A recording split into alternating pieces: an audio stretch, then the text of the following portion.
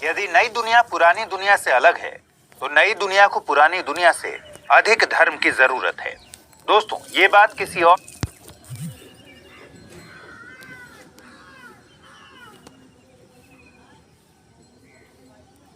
यदि नई दुनिया पुरानी दुनिया से अलग है तो नई दुनिया को पुरानी दुनिया से अधिक धर्म की जरूरत है।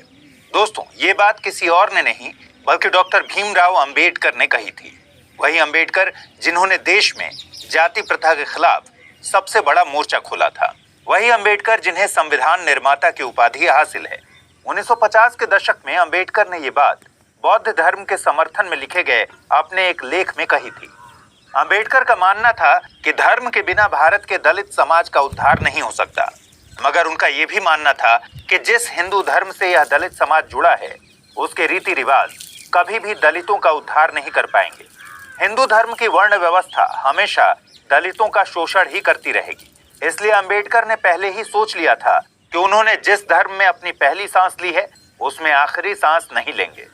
डॉक्टर अंबेडकर का कहना था कि भारत भले ही अंग्रेजों की गुलामी से आजाद हो जाए, मगर वो आजादी तब तक असली आजादी नहीं होगी जब तक भारत से जाति प्रथा खत्म नहीं हो जाती।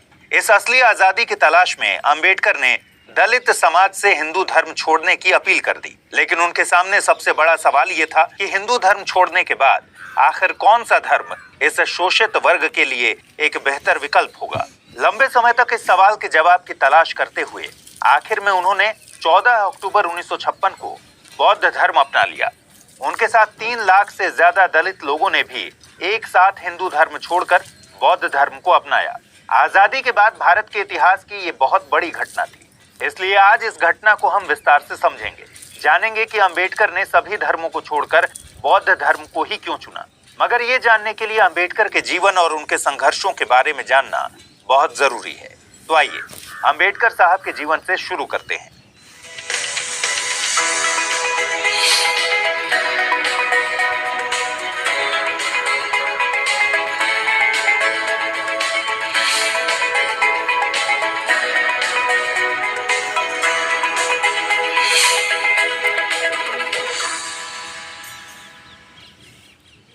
डॉक्टर भीमराव अंबेडकर का जन्म 14 अप्रैल 1891 को मध्य प्रदेश के महू जिले में हुआ था।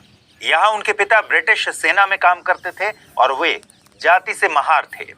उनके पिता का नाम रामजी मालूजी सकपाल और मां का नाम भीमाबाई था। छोटी उम्र में ही अंबेडकर को अपने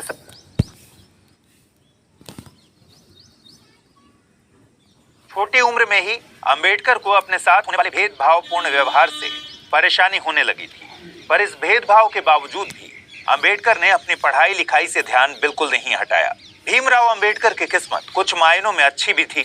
स्कूल में एक टीचर थे जो ऊंची जाति से होने के बावजूद उन्हें काफी पसंद करते थे।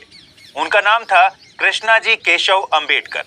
कृष्णाजी ने ही अपना सरनेम अंबेडकर भीमराव को दिया था। भीमराव के शिक्षकों के बार बार कहने पर उनके पिता रामजी भीम की पढ़ाई के लिए बॉम्बे रवाना हो गए। वहां पहुंचकर अंबेडकर को भारत के सबसे अच्छे स्कूलों में से एक एलिफिंस्टन हाई स्कूल में दाखिला मिला। बड़े शहर में जीवन शैली गांवों से ज्यादा आधुनिक थी, लेकिन यहाँ भी अंबेडकर को अछूत जैसे शब्दों का सामना करना पड़ता था। उन्हें ऐसे ट्रीट किया जाता था जैसे कि वो बहुत अलग और खराब हैं। इस तरह के भेदभाव का सामना उन्हें अपने मशहूर स्कूल में भी करना पड़ता था। इसी बीच 17 साल की उम्र में भीमराव ने मैट्रिक की परीक्षा पास कर ली। अपने समुदाय से वो ऐसा करने वाले पहले इंसान थे। इसी साल भीमराव की शादी रमाबाई से कर दी गई। उस समय जल्दी शादियां होनी आम बात होती थी। शादी के बाद भी भीम ने पढ़ाई में अपनी मेहनत जारी रखी और अगली इंटरमीडिएट परीक्षा डिस्टिंक्शन के साथ पास किया। मगर आगे की पढ़ाई के लिए उनके पिता के पास पैसे नहीं थे। तब बड़ौदा के महाराज ने अंबेडकर को आगे पढ़ने के लिए स्कॉलरशिप दी।